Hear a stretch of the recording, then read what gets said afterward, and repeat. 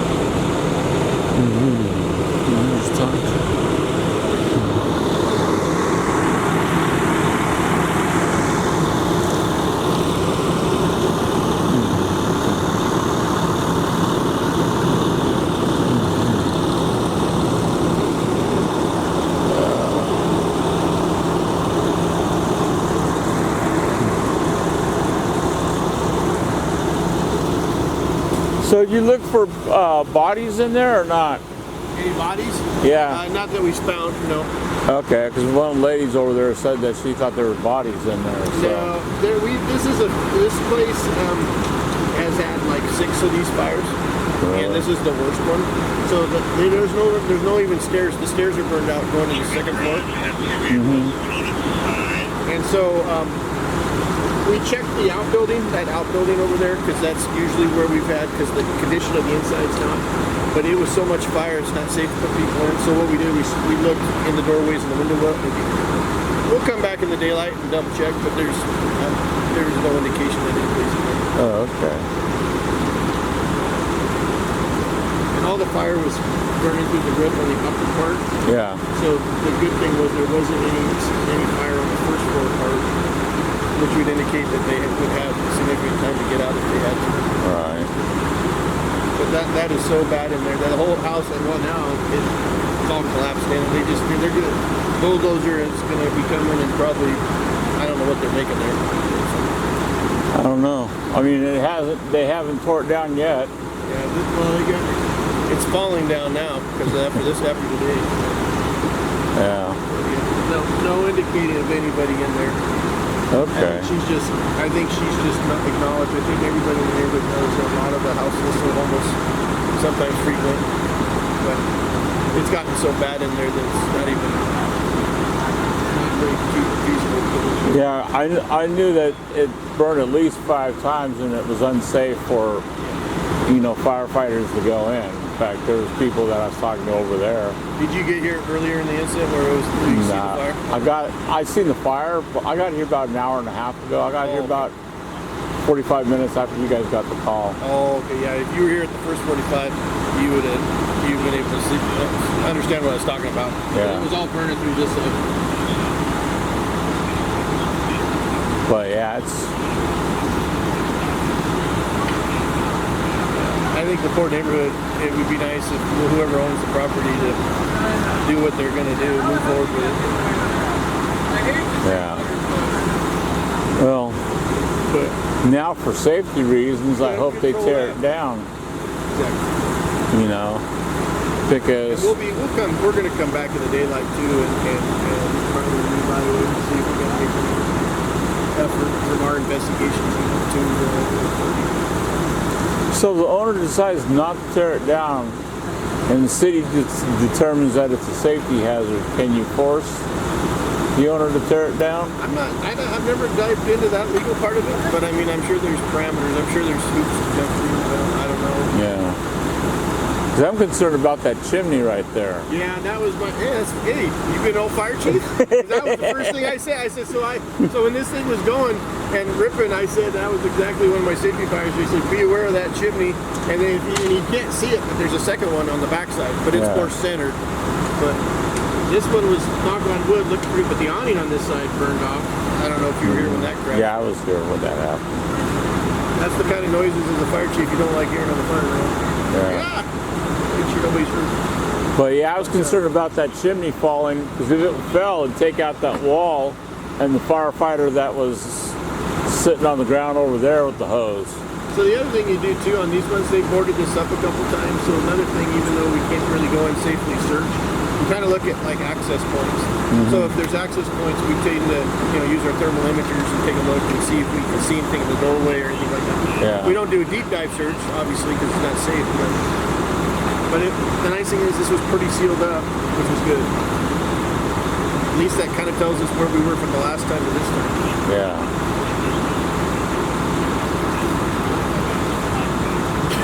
It'll be one of those nights. I knew it. Another fire? Well, no, this is my third day in a row, and I knew that whenever you work that many in a row, the last night's the worst. And it's the first night of summer. Kids are out, so they do a lot of people. The one thing that always blows my mind on this one, Killingsworth is usually a really busy street. So anytime we've had significant fire, it's like, I thought it was 4 in the morning, I'm so tired. I'm surprised it got going that fast. But again, when the house is burned up like that, all the void spaces, it's just like there's no structural stability, so any kind of fire goes. So we're going to be coming back. We're probably going to come back probably on the hour for a while and just check for hot spots because it's going to flare back up again. It's just a matter of when. I was hoping that rain would move in if they say it's coming. Yeah, I figure if you didn't get it out, I think it's probably mostly out now. Yeah, but I mean, just where the roofing and stuff, they're just, those little void, but we'll come back and the problem is on firefighters, it's too tempting to go in and really dig it out, but sometimes you gotta draw that line in the sand. It's like, I ain't getting hurt on this one. Yeah, I seen him make entry in the front door, and I'm like, he's actually putting firefighters in the house? No. They were literally, we were defensive. And then, you hate to not be able to go in and do your normal searches like normal. You gotta risk it. And luckily, like I said, the conditions in there, because I've been in there, are so bad that even if you wouldn't want to be in there. Building, we did search that right away because that outbuilding wasn't involved with the fire. Little garage. So is the other building damaged? Because the firefighters were asking. No, we were so the whole strategy initially was to set up a defensive posture for the houses on the what we called Alpha side killing. That's how we usually do it. Alpha, Bravo, Charlie, Delta. Yeah. So Alpha side. Charlie side exposure was #1 priority, and then Delta side exposure. Worst case scenario, you keep it on the block. But what you don't want to do is have fire jump from building to building. No. If you can help it. So save what you can do. And the nice thing is that everyone that responds out here, the crews here, they've been with me on, like one of the firefighters said, he's been out here 6 times. So 6 different fires. So I said, I was only out here 3 of them. So. Yeah. I talked to someone that said they were out here 5 times. Yeah, so that's, they've been a variety. You do the night shift, or are you on your deal? I'm cop watcher. I was up on 122nd when this came in. Okay. And I'm like, okay, well, I'm 8 blocks from this place, so I came down here to videotape, and then once I'm done here, I'm going home. Okay. All right, well, let's hope the city stays quiet. I hope so.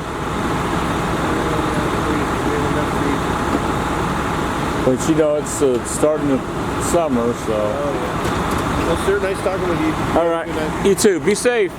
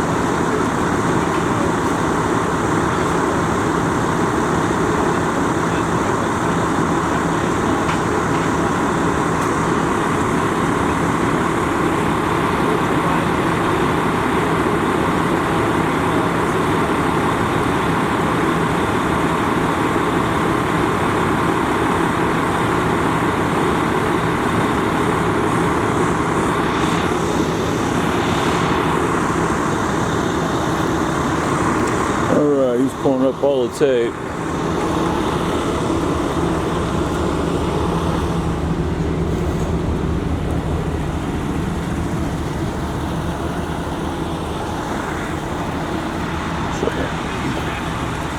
So the firefighter's pulling up all the tape.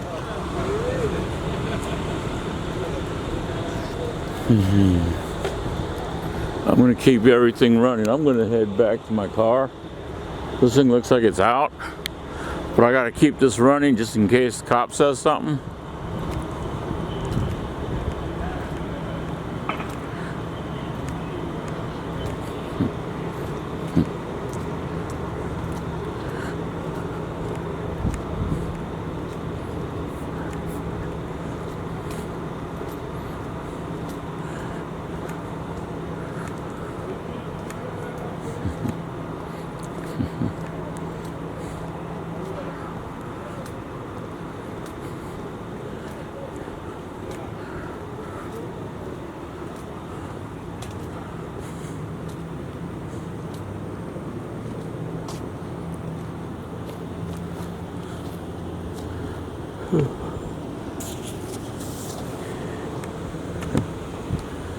Firefighters just pulled it down there.